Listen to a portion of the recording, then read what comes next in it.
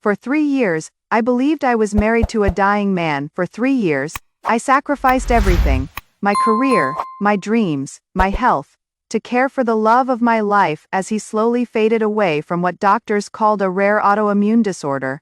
For 3 years, I worked 2 jobs while he lay in bed, too weak to even make himself a sandwich. What I didn't know was that my husband Marcus wasn't dying at all, he was dancing. It all started so innocently. We'd been married for 5 years when Marcus first complained of joint pain and fatigue. At first I thought it was stress from his demanding job as a financial consultant. He'd been working long hours, coming home exhausted, and I figured he just needed some rest. But the symptoms got worse, or at least, that is what he told me. "Sarah," he said one evening, his face pale and drawn, "I can barely lift my arms today. Something's really wrong." I immediately scheduled an appointment with our family doctor. That began a marathon of medical visits, tests and consultations that would consume the next several months of our lives. Blood work, MRIs, specialist after specialist, each one more baffled than the last. Finally, Dr. Peterson, a rheumatologist at the university hospital, delivered what we thought was our answer. "Mr. Coleman, your symptoms are consistent with a rare autoimmune condition. It is progressive, and I am afraid the prognosis isn't good. We're looking at significant disability within a few years," and he didn't need to finish the sentence. I watched my husband's face crumble, and my heart shattered along with it. That night, we held each other and cried. Marcus whispered against my hair, "I am so sorry, baby. This isn't the life I wanted to give you. We'll fight this together," I promised him, "whatever it takes." I had no idea I was making a promise to a lie. The next few months were a blur of medical appointments, insurance battles, and watching the man I loved seemingly waste away before my eyes. Marcus quit his job. "The stress was too much," Dr. Peterson said. "The disability payments barely covered our mortgage, so I picked up extra shifts at my marketing job and started freelancing on weekends." Marcus spent most of his days in bed or on the couch, too exhausted for much activity. I'd come home from 12-hour workdays to find him exactly where I'd left him, the television remote in his hand, looking absolutely drained. "How are you feeling today, honey?" I'd ask, kissing his forehead. "A little better," he'd say weakly, "but I tried to do the dishes and had to stop. I am sorry, Sarah. I know this is hard on you." And it was hard. I was working myself to exhaustion, managing all the household responsibilities, coordinating his medical care, and watching the man I loved slip away from me day by day, but I loved him. I had taken vows, in sickness and in health, right? Some nights, I'd lie awake listening to him breathe, terrified that each breath might be his last. I'd gotten up early to make him breakfast before work, often finding him still asleep at noon when I called to check on him. "Let me sleep," he'd mumble. "The fatigue is really bad today." So I'd work longer hours to make up for our lost income, coming home to cook dinner and clean while Marcus rested. I'd given up my gym membership, stopped seeing friends, and turned down every social invitation, because I needed to be home taking care of my husband. The medical bills were overwhelming, even with insurance. The specialists, medications, and treatments were draining our savings account. I took out a second mortgage on our house, and started driving for a ride-share service in the evenings after my regular job. My friends started to worry about me. "Sarah, you look exhausted," my best friend Jennifer said during one of our rare coffee dates. "Maybe you need help. Have you thought about hiring a caregiver for a few hours a day?" "We can't afford that," I replied, trying not to cry into my latte. "The insurance doesn't cover it. And Marcus needs me. He is getting worse." And he was getting worse, or so it seemed. He'd started using a cane around the house, claiming his joints were too painful for him to walk normally. Some days, he said he was too weak to shower alone, so I'd help him, my heart breaking as I saw how frail he'd become, or thought I saw. Dr. Peterson had put Marcus on an aggressive treatment plan involving expensive medications and regular infusions at the hospital. Every 2 weeks I'd drive him to his appointment, sitting in the waiting room while he received his treatment, then helping him to the car afterward when he claimed to be too dizzy to walk steadily. "The treatments are helping," he'd tell me on good days. "I think I felt a little stronger today, but the bad days always seem to outnumber the good ones." I'd started sleeping in the guest room because Marcus said my movement in bed was causing him pain. I'd wake up at 5 a.m., check on him, make his breakfast, leave medications out with a note, and head to my first job. During lunch breaks, I'd call to make sure he'd eaten and taken his pills. I forgot, he'd often say. I was sleeping. Can you remind me again tonight? So I started setting up pill organizers and leaving detailed schedules. I'd rush home between jobs to check on him, usually finding him asleep or watching television, claiming he'd had another bad day. The isolation was killing me slowly. I'd lost touch with most of my friends because I was always working or caring for Marcus. My family lived across the country, and I'd stopped calling them regularly because I didn't want to worry them with constant updates about Marcus's condition. My career was stagnating too. I'd turned down promotions because they required travel, and I couldn't leave Marcus alone for extended periods. My boss was understanding at first, but after 3 years of refusing opportunities and calling in sick whenever Marcus had a crisis, I could feel my professional reputation slipping away. The worst part was watching him suffer, or thinking I was watching him suffer. He'd wince when he moved, claim that even the softest touch caused him pain, and spend hours describing his symptoms in heartbreaking detail. It feels like my bones are on fire. He'd tell me, tears in his eyes. And the fatigue, Sarah. It is not like being tired. It is like my body just won't work anymore. I'd hold his hand and promise him that we'd find a way through this together, even as I felt my own strength ebbing away. By year 3, I was a shell of my former self.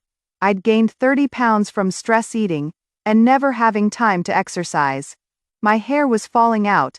I had chronic headaches from exhaustion. I'd developed anxiety attacks that would hit me at random moments, usually when I was worrying about Marcus's next medical bill, or wondering how much longer he had left. But I kept going because I loved him, and because I thought he needed me. Then came that Tuesday morning that changed everything. I'd called in sick to work, because Marcus claimed he was having his worst flare up yet. He was too weak to get out of bed, he said, and was having trouble breathing. I was terrified that this might be the beginning of the end, so I stayed home to monitor him. Around 10 a.m., I realized we were out of his pain medication. I'll run to the pharmacy, I told him. I'll be back in 20 minutes. Thank you, he whispered, looking so pale and fragile against the pillows. I don't know what I'd do without you. I kissed his forehead and grabbed my keys, my heart heavy with worry. The pharmacy was busier than usual, and what should have been a quick trip turned into a 45-minute ordeal. I was frustrated and anxious to get back to Marcus, but when I pulled into our driveway, I noticed something odd. His car was gone. I sat in my car for a moment, staring at the empty space where Marcus's sedan should have been. Maybe I was confused, maybe I'd forgotten that we'd moved it for some reason, but no. I distinctly remembered seeing it there when I left. With a growing sense of unease, I unlocked the front door and called out, "Marcus, honey, are you okay?"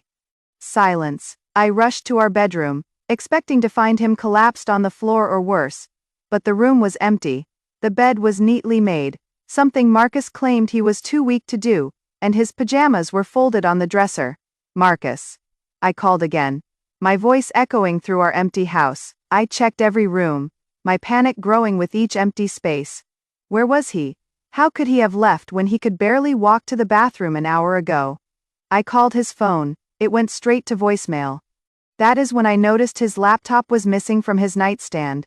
His wallet was gone from the dresser. Even his favorite sneakers, the ones he said were too heavy for his weakened feet, were missing from the closet. A terrible suspicion began to form in my mind, one so awful that I tried to push it away, but the evidence was right in front of me. Marcus wasn't having a medical emergency. He'd gotten dressed, packed up his things, and driven somewhere. But where? And why lie about being too sick to move? I spent the next hour calling hospitals, thinking maybe he'd driven himself to the emergency room and collapsed, but no hospital in our area had any record of Marcus Coleman being admitted. I was about to call the police when I heard his car pull into the driveway.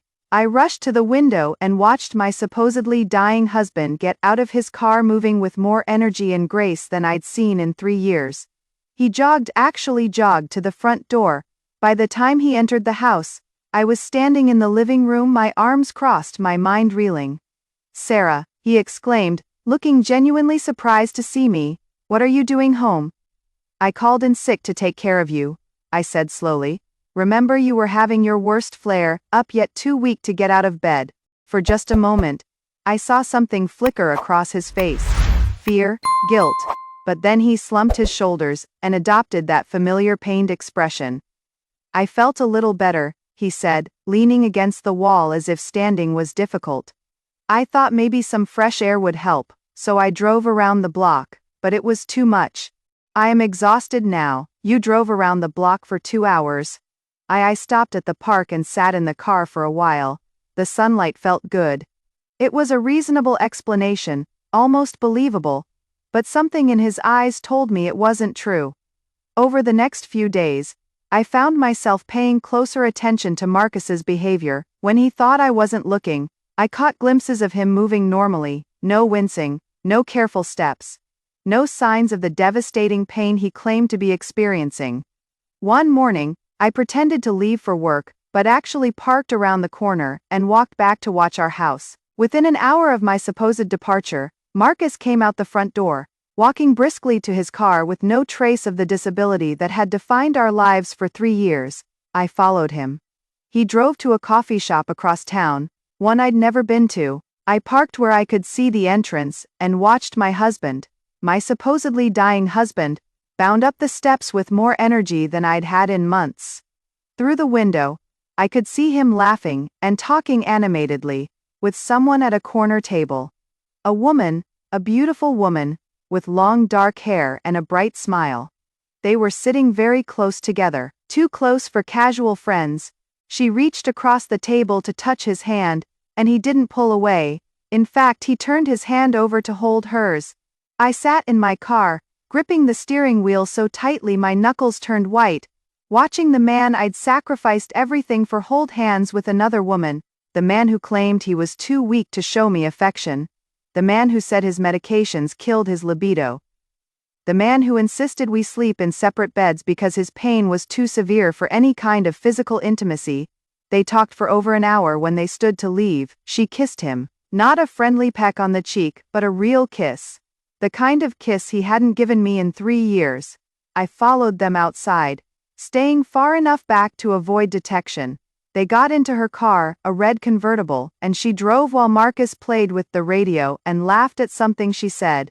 They went to a hotel. I sat in the parking lot for 2 hours, my mind reeling, my heart shattering.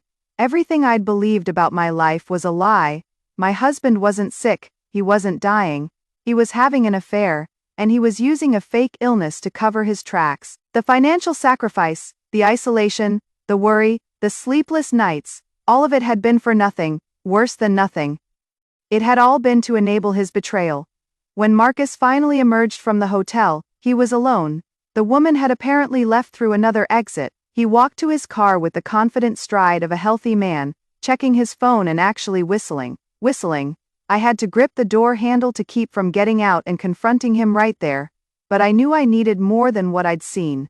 I needed proof, evidence, a plan. Because if Marcus could lie about being sick for 3 years, if he could watch me work myself into the ground while he played house with his girlfriend, then he was capable of anything.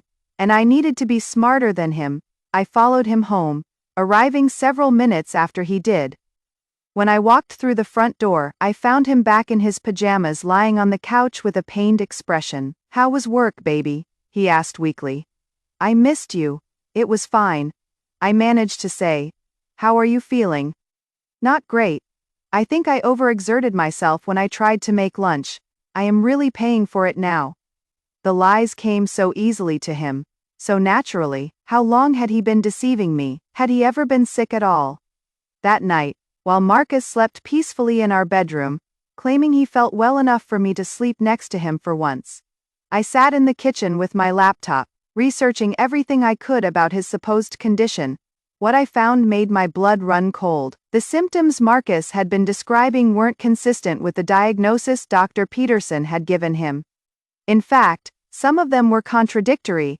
The medications he claimed to be taking weren't typically prescribed for his supposed condition, and the treatment schedule he'd been following was completely wrong for his diagnosis. I pulled out all of his medical records and started referencing everything with legitimate medical sources. The more I read, the more obvious it became. Marcus had been lying about his symptoms from the very beginning. But it was worse than that. As I dug deeper into our insurance records and medical bills, I discovered that Marcus hadn't been going to his treatment appointments at all. The expensive infusions I'd been paying for, they never happened. The specialist visits, canceled or never scheduled. For 3 years, while I'd been working myself to death to pay for his medical care, Marcus had been pocketing the insurance money and spending it on his secret life with his girlfriend. I wanted to wake him up right then and confront him with everything I'd discovered. I wanted to scream at him, to demand answers, to make him explain how he could do this to me. But I didn't, because I realized that if I was going to survive this, if I was going to get my life back, I needed to be strategic. I needed to document everything, gather evidence, and plan my next steps carefully. Over the next 2 weeks, I became a detective in my own life. While maintaining the pretense that I knew nothing, I started building a case against my husband. I hired a private investigator with money from my secret emergency fund, money Marcus didn't know about. I installed tracking software on his phone when he was in the shower. I started documenting every lie he told me, every inconsistency in his story. The private investigator, a woman named Angela Martinez, was thorough and discreet. Within a week, she had photographs of Marcus and his girlfriend together at restaurants, shopping centers, and hotels. She'd identified the woman as Jennifer Walsh, a yoga instructor, who lived in an expensive apartment that Marcus was apparently helping to pay for. They've been together for at least 2 years. Angela told me during our meeting at a coffee shop across town. Maybe longer. She believes he is divorced. Divorced? That is what he told her. He said his ex-wife was bitter about the split and that he was waiting for the paperwork to be finalized before they could go public with their relationship. So not only had Marcus been lying to me about being sick, he'd been lying to his girlfriend about being married. The depth of his deception was staggering. There is more, Angela said, sliding a folder across the table. Your husband has been gambling, online poker, sports betting, casino trips. He has lost significant amounts of money. Money that should have been going to your household expenses. I opened the folder and stared at bank statements showing withdrawals and transfers I'd never authorized. Marcus had been systematically draining our accounts to fund his double life. The medical insurance fraud was just the beginning. He'd taken out credit cards in both our names, maxed them out, and hidden the bills from me. He'd borrowed against his life insurance policy. He'd even taken a second mortgage on our house without my knowledge, forging my signature on the documents. How much? I asked, though I wasn't sure I wanted to know. From what I can determine, he has stolen or misappropriated over $200,000 from your joint accounts and committed fraud totaling another $150,000. I felt sick. Not only had I been working myself to death to support a lie, but Marcus had been actively sabotaging our financial future the entire time. What do you want to do? Angela asked gently. I thought about the past 3 years, the missed opportunities, the isolation, the exhaustion, the nights I'd lain awake worried about losing him, the mornings I'd woken up early to care for him, the friends I'd lost, the career advancement I'd given up. I thought about Jennifer Walsh, laughing at something Marcus had said in the coffee shop, holding his hand while I sat alone in my car, watching my world collapse. I want my life back, I said quietly, and I want him to face consequences for what he has done. Angela nodded. I can help with that. But you need to be prepared. This is going to get ugly. I was prepared. Or I thought I was. The hardest part was continuing to pretend that nothing had changed while I built my case. Every morning, I'd make Marcus breakfast and ask how he was feeling. Every evening, I'd come home from work and listen to his complaints about pain and fatigue. Every night, I'd lie next to him and pretend to be the loving, devoted wife while he slept peacefully. Secure in his deception, but I was gathering evidence, photographs, financial records, medical documents proving his fraud, audio recordings of his lies about his symptoms and activities, a detailed log of every inconsistency in his story. I also started preparing for my future. I consulted with a divorce attorney who specialized in cases involving fraud and deception.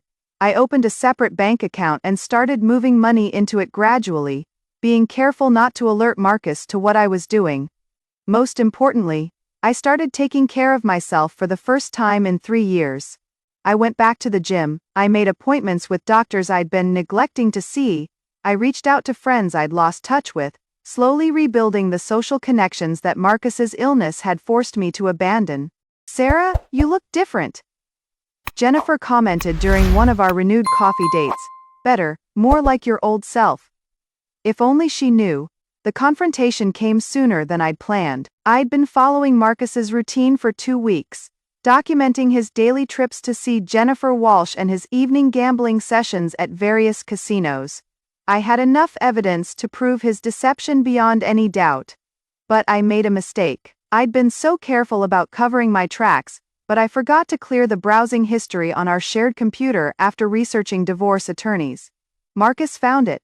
I came home from work on a Thursday evening to find him sitting at the kitchen table, his laptop open in front of him, my research displayed on the screen. "So," he said, his voice cold and unfamiliar, "how long have you known?" There was no point in pretending anymore. I set down my purse and looked at the man who had stolen 3 years of my life.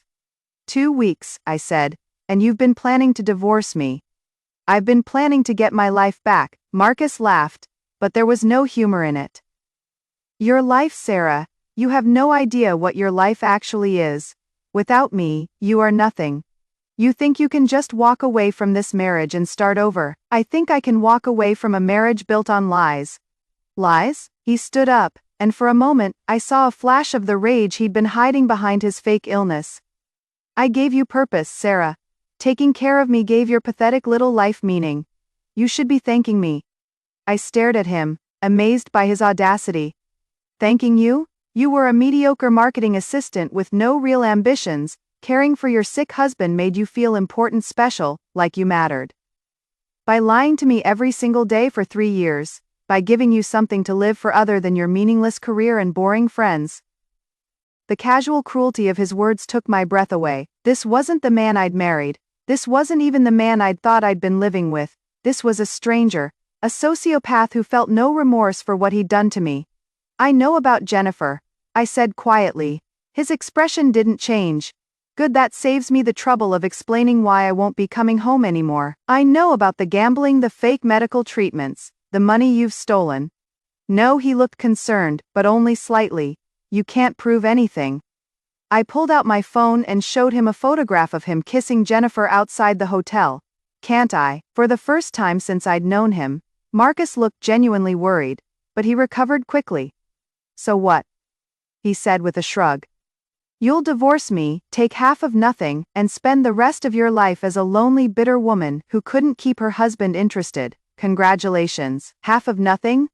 "Sarah, sweetie, we don't have any money. I spent it, all of it. The house is mortgaged to the hilt, the accounts are empty, and the credit cards are maxed out. You can have half of the debt if you want."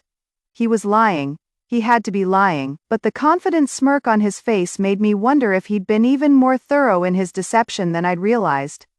"The only thing of value we have is my life insurance policy," Marcus continued. "And that only pays out if I die.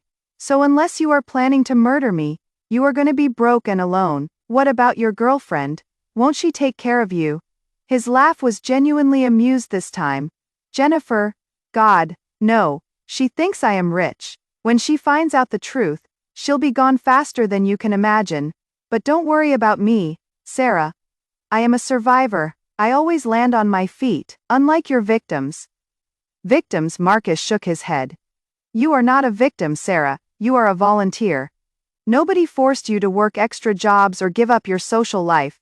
You chose to do that because it made you feel needed. I just gave you the opportunity." I looked at this man who had shared my bed, my home, my life for 8 years, and I realized I had never really known him at all. The Marcus I'd fallen in love with, the Marcus I'd married, the Marcus I'd cared for during his illness, none of them had ever existed. "I want you out of my house," I said. "Your house?" Marcus laughed again. "Sarah, your name isn't on the deed anymore. I had it changed 6 months ago. This is my house. You can leave any time you want." The room started spinning. "That is impossible. You can't change a deed without my signature." Actually, you can, especially when you have a power of attorney signed by your loving wife, authorizing you to handle all financial matters, while you are too sick to manage them yourself. I remembered signing that document. Marcus had presented it as a precaution, something we needed in case his condition worsened, and he became incapacitated. I'd signed it without really reading it, trusting him completely. You used my own compassion against me, I whispered. I used your naivety, there is a difference. That is when I smiled. Marcus must have noticed the change in my expression because his confident smirk faltered slightly. What? I said I've known for 2 weeks, I told him. I didn't say I'd been idle for 2 weeks. I pulled out a thick folder from my purse and set it on the table between us. Insurance fraud is a felony, Marcus. So is forgery and identity theft and embezzlement. His face went pale as I opened the folder and showed him the photographs, bank statements, and medical records Angela had helped me compile. You see, while you were busy congratulating yourself on being so clever, I was documenting every crime you've committed, every lie you've told, every dollar you've stolen. You can't prove. I can prove all of it. I pulled out a small recording device, including this conversation, where you just confessed to forging my signature and stealing my house. Marcus lunged for the recorder, but I'd expected that. I stepped back and smiled again. That is not the only copy. For the first time since I'd known him, Marcus looked genuinely frightened. Sarah, let's be reasonable about this. We can work something out. I'll give you the house back. We can split everything fairly. Everything? You just told me there was nothing left to split. I have some investments, hidden assets. I can make this right. No, Marcus, you can't make this right, but you can face the consequences. I pulled out my phone and dialed a number. Detective Morrison, this is Sarah Coleman. I'd like to report multiple felonies committed by my husband. Marcus ran. He literally ran out of the house, leaving behind his laptop, his wallet, and whatever dignity he might have had left. I heard his car start and saw him speed out of our driveway like a man fleeing a crime scene, which, technically, he was. Detective Morrison arrived 20 minutes later with a warrant for Marcus's arrest. The evidence I'd provided was more than sufficient to charge him with insurance fraud, forgery, identity theft, and embezzlement. Ma'am, Detective Morrison said as his team collected Marcus's belongings as evidence. I have to ask, how long did you suspect your husband was lying about his illness? Part of me suspected for months, I admitted. But I kept pushing those doubts away because I loved him. I wanted to believe him. When did you know for sure? I thought about that Tuesday morning when I'd come home to find Marcus gone, about following him to meet Jennifer Walsh, about watching him kiss another woman while I sat in my car with my world falling apart. When I realized that love isn't supposed to make you smaller. I said, it is supposed to make you bigger, stronger, better. What Marcus gave me wasn't love, it was control. The detective nodded. We'll find him men like this. They usually have patterns. He has probably done this before. As it turned out, Marcus had done this before. The investigation revealed that Jennifer Walsh wasn't his first affair, and I wasn't his first victim. There had been 2 previous wives, both of whom he'd manipulated and financially destroyed before disappearing. Marcus was arrested 3 days later at a casino in Atlantic City, where he'd been using a fake ID and stolen credit cards to fund a gambling binge. He was extradited back to our state to face charges. The trial was swift and decisive.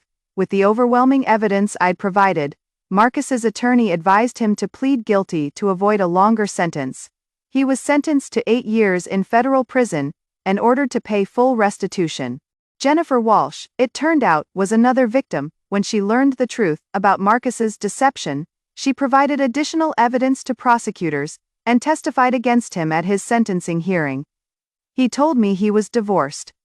She said through tears, he said his ex-wife was mentally ill and that he was trying to protect his assets from her.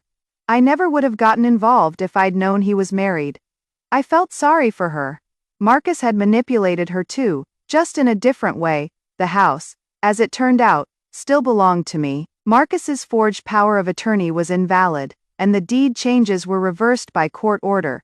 The second mortgage he'd taken was declared fraudulent, and the bank was forced to absorb the loss. It took months to sort through the financial mess Marcus had created, but with the help of a forensic accountant and the FBI's white-collar crime unit, I was able to recover most of what he'd stolen.